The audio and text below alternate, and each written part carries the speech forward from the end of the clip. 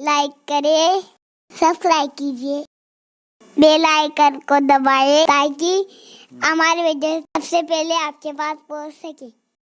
میرے پیارے آقا صلی اللہ علیہ وسلم کے پیارے دیوانوں، یہاں آ کر بہت سارے لوگ غیبت اچھلنی کا نام ہے کہ بڑے بڑے اللہ اکبر ذکر اذکار والے یہاں پہ چھن جاتے ہیں، اللہ اکبر، اور غیبت کہتے ہیں کسی غیر فاسق مومن کے پیٹھ پیچھے ایسی بات کہنا کہ اگر اس کے منہ پہ کہی جاتی تو اس کا دل دکھتا، اس کا نام غیبت ہے۔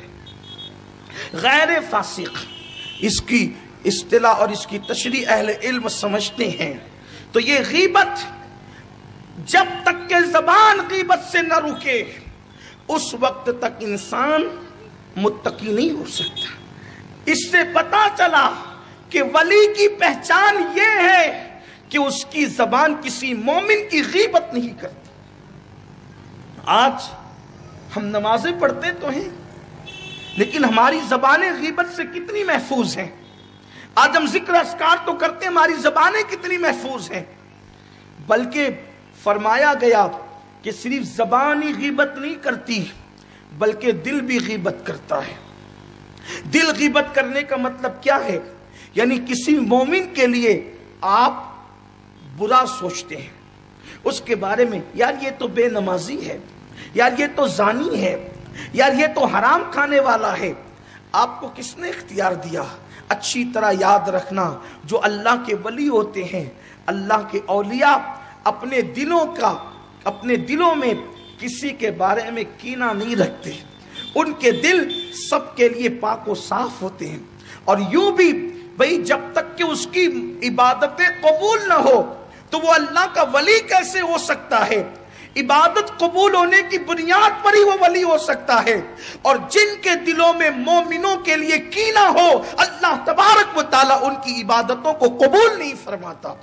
یہاں تو بھائیوں کے لیے کینہ، پڑوسیوں کے لیے کینہ، رشتہ داروں کے لیے کینہ، بہنوں کے لیے کینہ، احباب کے لیے کینہ، دوستوں سے ہاتھ ملاتے ہیں اور دلوں میں کینہ ہوتا ہے، دوستوں سے سینے ملاتے ہیں دلوں میں کینہ ہوتا ہے، رشتہ داروں سے سینے ملاتے ہیں دلوں میں کینہ ہوتا ہے۔ یہ منافقین کی علامت ہے۔ ارے دلوں میں کینہ رکھنے والا کامل مومن نہیں ہو سکتا، اللہ کا ولی کیسے ہو سکتا ہے؟ ہم نے سمجھا کہ صرف نماز اور تسبیح سے انسان اللہ کا ولی بنتا ہے، نہیں، بلکہ دل صاف ہوتے ہیں، اس لیے کہ ولی کا دل خدا کا عرش ہوتا ہے۔ جس دل کے اندر کینہ ہو وہ خدا کا عرش کیسے ہو سکتا ہے؟ وہ اللہ رب العزت کا عرش کیسے ہو سکتا ہے؟ میرے پیارے آقا علیہ السلام کے پیارے دیوانوں، آج لوگ کہتے ہیں مولانا ہماری دعائیں قبول کیوں نہیں ہوتی؟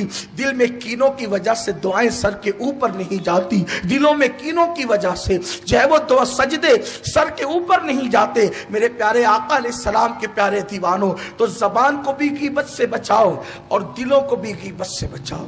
کبھی کسی کے بارے میں برا مت سوچو، کبھی کسی کے بارے میں بدگمانی مت کرو، اس لیے کہ ہم یہاں پر کس کے بارے میں جو چاہے سوچیں۔ بھائی جس دنیا میں کہنے پہ پابندی نہیں ہے اس دنیا میں سوچنے پہ کیا پابندی ہوگی؟ لوگ جمہوری ملک میں رہتے ہیں، کہنے پہ جس کے بارے میں جو چاہو کہہ لو۔ ملک جمہوری ہو سکتا ہے کہ جو چاہو کہو، مذہب اس کی اجازت نہیں دیتا۔ مذہب کہتا ہے جو کچھ کہہ رہے ہو کسی کے بارے میں، بلکہ مذہب تو یہاں تک پابند کرتا ہے کہ اگر کوئی عیب کافر کے اندر نہ ہو تو اس کافر کے اندر کبھی وہ عیب زبردستی بیان مت کرو، ورنہ قیامت کے دن اس کے بارے میں بھی تم سے پوچھا جائے گا کہ بھئی اس میں وہ عیب تو تھا نہیں تو تم نے عیب لگایا کیوں؟ جتنا تھا اتنا ہی بیان کرتے، اس سے زیادہ کیوں بیان کرتے ہو؟ ایک مرتبہ کسی نے حجاج کے بارے میں حضرت ابو ہریرہ کی بارگاہ میں کچھ باتیں کی اور وہ باتیں کچھ زیادہ تھی، حالانکہ حجاج تھا ظالم، جابر، بدترین آدمی تھا، کئی صحابہ کا قاتل ہے حجاج کئی صحابہ کا قاتل ہے۔ حضرت سیدنا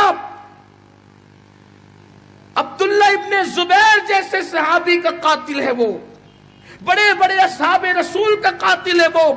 لیکن ابو ہریرہ رضی اللہ تعالیٰ عنہ کے سامنے جب کسی نے حجاج کے بارے میں بڑھ کر کے کچھ کہا تو فرمایا حجاج سے قیامت کے دن تمہارے بارے میں پوچھا جائے گا کہ اس نے تم پہ کیوں ظلم کیا تھا، لیکن تم سے بھی اللہ پوچھے گا کہ جو چیزیں حجاج میں نہیں تھی وہ الزامات تم نے حجاج میں کیوں لگائے تھے، اس کے متعلق بھی اللہ تم سے سوال کرے گا. جب ایسے بدترین لوگوں کے بارے میں قدرت پوچھے گی تو آج جس کے بارے میں جو چاہتے ہو منہ کھول کے بول دیتے ہو. کسی کی بیٹی پہ الزام لگا دیا کہ وہ تو فلانی کے ساتھ ہے، وہ تو فلاں کے ساتھ ہے. کسی کے بیٹے پہ الزام لگا دیا، کسی کی ماں پہ الزام لگا دیا، کسی کی بہن پہ الزام لگا دیا، آئے ہوئے رشتوں کو ورگلا کر کے بہکا دیا. یہ سب کیا ہو رہا ہے؟ یہ جو کچھ ہو رہا ہے مسلم محلوں میں ہو رہا ہے. کیا کافروں کے یہاں سے بھی ایسی رپورٹ آتی ہے کہ رشتے آئے تھے اور محلے والوں نے توڑوا دیے؟ یہاں تو حال یہ ہے وہ مسلمان جو جمعہ کی نمازیں پڑھے، وہ مسلمان جو زبان سے درودیں پڑھے، وہ مسلمان جو زبان سے کلمے پڑھے، ان کو ہو کیا گیا ہے کہ کسی کے گھر آنے والے رشتے ان کو برداشت نہیں ہوتے اور جا کر کے جھوٹی سچی باتیں لگا کے ورگلا دیتے ہیں. بہت سی مائیں روتی ہوئی آتی ہے، کہتی ہے کہ میری بیٹی کے رشتے نہیں ہو پاتے، خوبصورت ہے، پڑھی لکھی ہے، نیک ہے، اچھی ہے، کیوں آتے ہیں تو رشتے ماننے والے دیکھتے رہتے کون آیا، اور اس کے بعد وہاں جا کر کے غلط غلط الزام لگا کر ورگلا دیتے ہیں. کیوں؟ قدرت دور نہیں ہے. اپنی زبان سے جو چاہو کرو، اپنے دل سے جو چاہو کرو، اپنی اعضاء سے جو چاہو کرو. تمہیں کوئی دیکھے نہ دیکھے قدرت دیکھ رہی ہے.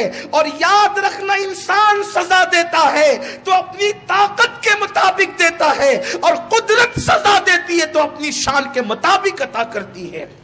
انسان جب گناہ کر کے بھول جاتا ہے تب قدرت اس کو سزا دیتی ہے. اس لیے کبھی کسی کا برا مت کرو، کبھی کسی کے بارے میں برا مت سوچو، بلکہ ایک نسخہ آپ کو دے دوں. اگر اللہ والا بننا ہے تو سوچو کہ زمین کے اوپر سب سے برا میں ہی ہوں، اب مجھ سے برا کوئی ہے ہی نہیں، تو میں کس کی برائی کیسے بیان کروں. یہ وہ نسخہ ہے، یہ وہ نسخہ ہے کہ راتوں کی رات بھر کی نفل عبادتیں تمہیں اس مقام پر نہیں پہنچا سکتی جو یہ تصور تمہیں وہاں تک پہنچائے. یہ وہ چیز ہے. دنیا میں آپ کا جھگڑا ہی سب سے ختم ہو جائے گا جس دن آپ نے محسوس کیا کہ میں روئے زمین کا سب سے برا انسان. کمنٹ شیئر ضرور کریے.